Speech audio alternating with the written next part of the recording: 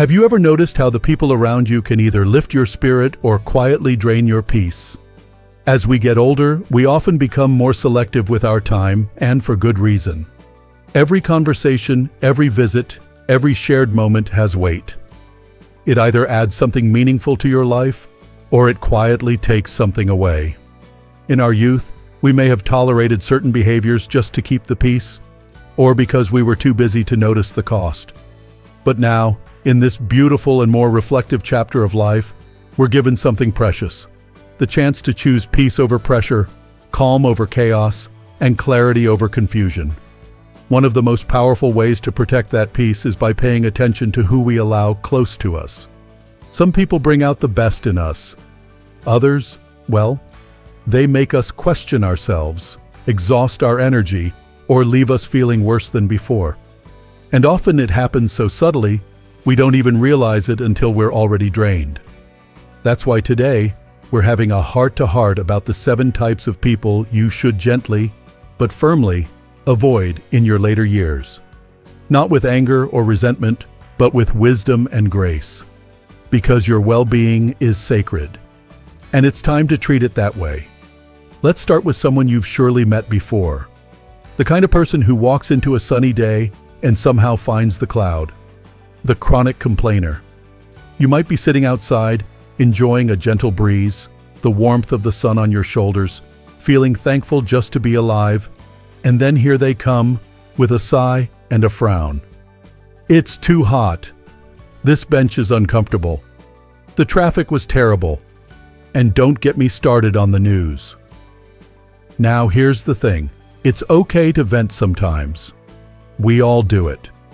But when someone makes a habit of seeing the worst in everything, that negativity can start to seep into your own spirit like a slow leak.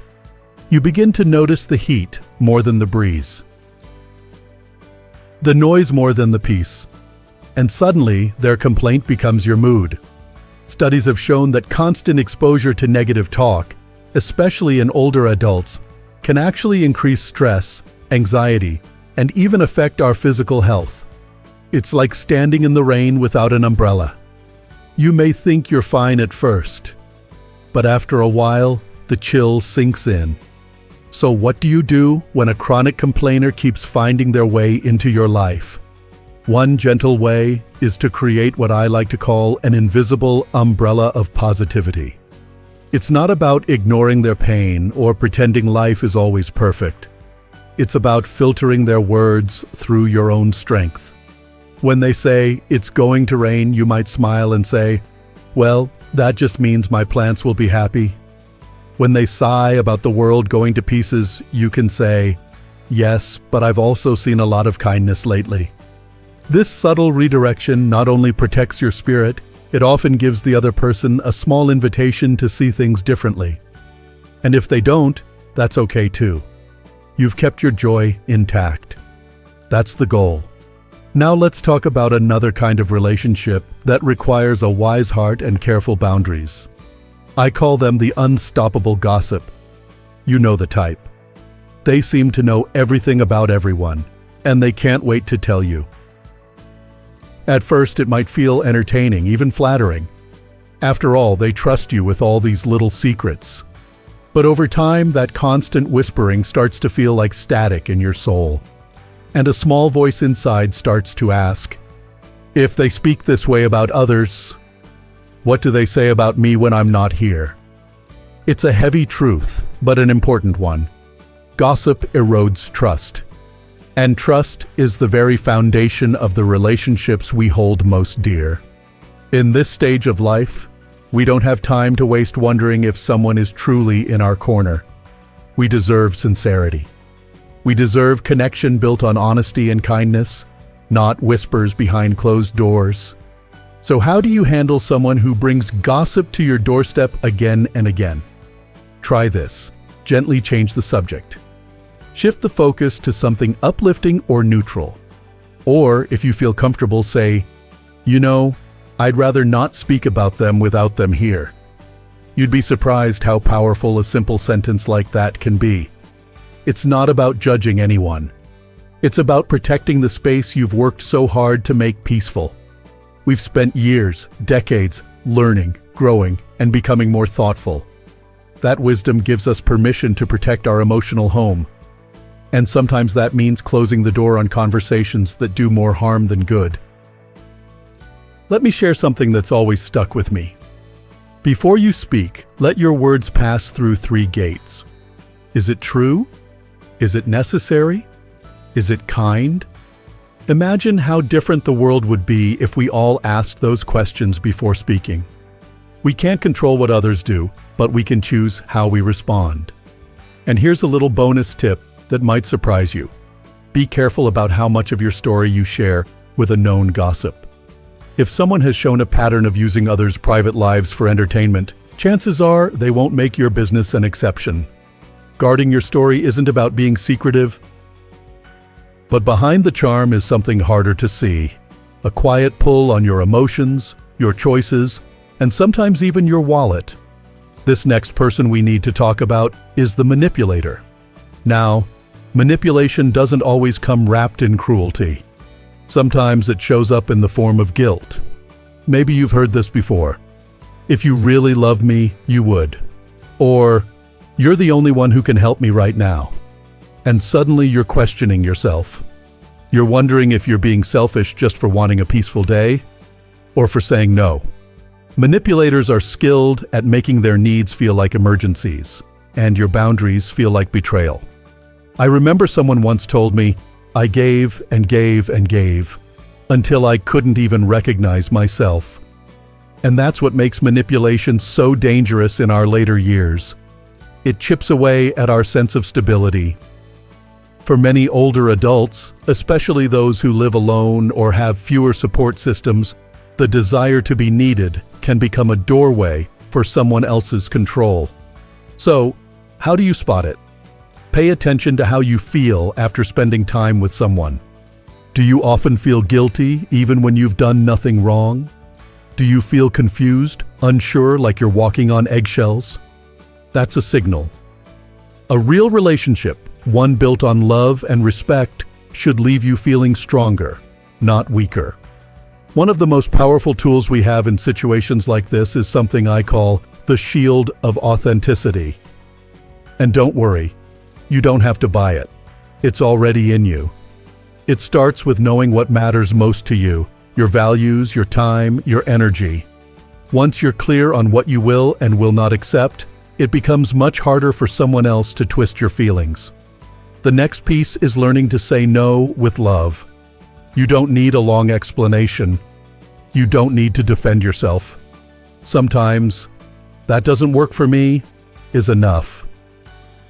And finally, stay connected to people who know you, really know you. When you're around people you trust, their perspective can help you spot manipulation that's disguised as love. You see, manipulators often rely on secrecy and confusion. But the moment you bring things into the light, talking about it with a friend, a counselor, or even just journaling, it's like flipping a switch. Suddenly, things become clearer. You realize, wait a second, I'm not crazy. I'm being controlled. It takes courage to step away from manipulative people, but it's the kind of courage that brings deep peace. And peace, my friend, is a treasure worth protecting. Let's keep walking forward. Because next, we come to someone who often means well, but ends up draining the life out of the room. I'm talking about the obsessive controller. This is the person who wants to help, but only if it's done their way. They don't just offer advice, they insist on it. They don't just check in, they hover. If you've ever had someone try to plan your day, your diet, or your decisions without asking, you know exactly what I mean. At first, their involvement may feel like care, but over time, it begins to feel like surveillance. And you start to shrink, little by little, just to keep the peace. The truth is, people who try to control everything around them are usually struggling with fear. Fear of uncertainty, fear of loss, fear of not being needed. And while we can have compassion for that fear, we don't have to let it run our lives. There's a saying I love. Some things are within our control, and some things are not. In our later years, that truth becomes more obvious and more freeing. We cannot control what others say or do, but we can choose how we respond. So, how do we lovingly step back from someone who always wants to steer the ship? Start by gently reminding them of your independence. I appreciate your thoughts, but I'm going to do it my way. Or, thank you, but I've made my decision. These are strong, clear statements that honor both your voice and your boundaries. And sometimes it's not even about confrontation. It's about quietly adjusting the way you show up. You answer less. You defer less. You lean into your own intuition again. When we stop trying to please everyone, something beautiful happens. We rediscover our own rhythm, our own voice. And that voice, your voice, matters now more than ever. But let's take a deep breath, because the next one is tricky. The attention seeker. Oh, they're often charming, funny, and full of stories. But you might notice that every conversation somehow circles back to them. Their pain, their joy, their vacation, their grandchild, their crisis. Their story always seems to be just a little more important than yours. And here's where it gets tough, because sometimes we love these people. They may be a close friend, a sibling, someone we've known forever, but over time, their constant need to be at the center of attention can leave you feeling invisible. And that hurts, especially when you've waited days or even weeks to share your own heart. Now, you don't need to walk away from everyone who talks too much. But you can learn to carve out space for your own voice. When someone interrupts you, pause and gently say, "I'd love to finish what I was saying." If they dominate the conversation, steer it back with a warm question for someone else. You can even make light of it. Let's give someone else the mic for a minute. What I've found over the years is that attention seekers aren't always selfish. Often, they're insecure. They fear that if they stop performing, they'll disappear. So your calm, confident presence, your willingness to hold space for others while also honoring yourself, can be a quiet invitation for them to slow down and listen more. It's not about demanding equal time. It's about reminding yourself that you deserve equal time. Your story, your heart, your experience, it matters. It always has. And if someone isn't willing to make room for it, that's not your failure. That's your signal. Every relationship, every conversation is like a dance. Sometimes we lead, sometimes we follow. But the best dances are the ones where both people move freely, respectfully, in tune with each other. And those are the kinds of connections that help us grow, not just older, but wiser, fuller, and more alive. You know what's painful? Realizing that someone you thought cared for you was only ever around when the sun was shining. When you needed a favor, when you had good news, when there was something to offer, they were there. But the moment clouds rolled in, they quietly disappeared. If that sounds familiar, then you've probably met the opportunist. These are the people who orbit your life when it's convenient for them. They may not be cruel or loud. In fact, they often show up with smiles, with warmth, but only when things are going well for you.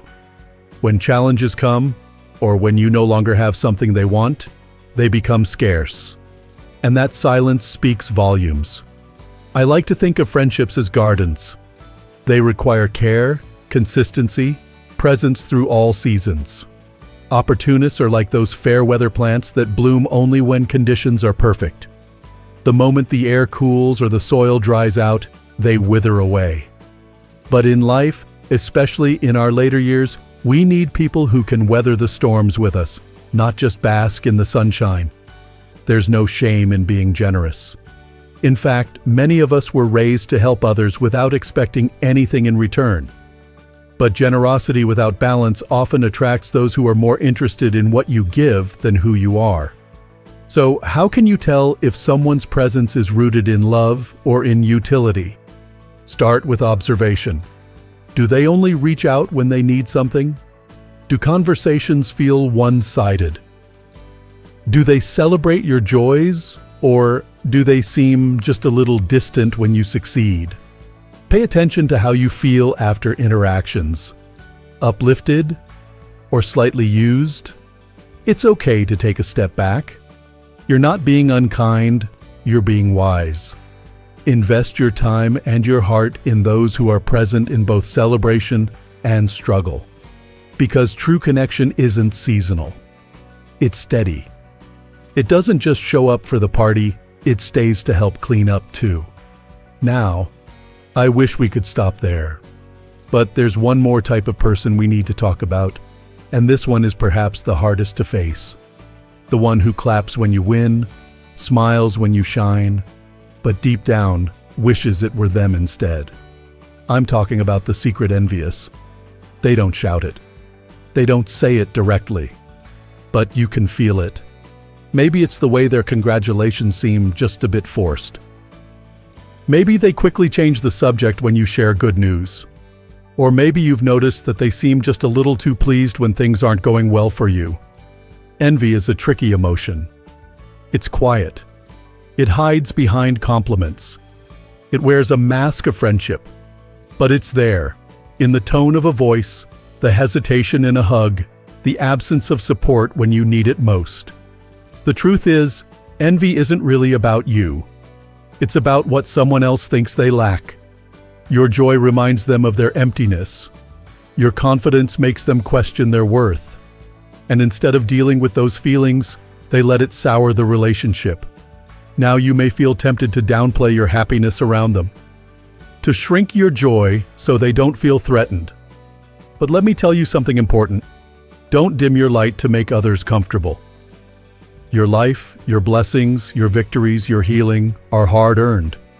You don't need to apologize for them. So how do we handle someone who's quietly envious? With compassion, but also with caution. Be mindful of what you share. Protect your dreams and your wins. You don't have to cut them off completely, but you can limit their access to the most tender parts of your journey. And above all, keep your spirit clean. Don't let their discomfort become your guilt.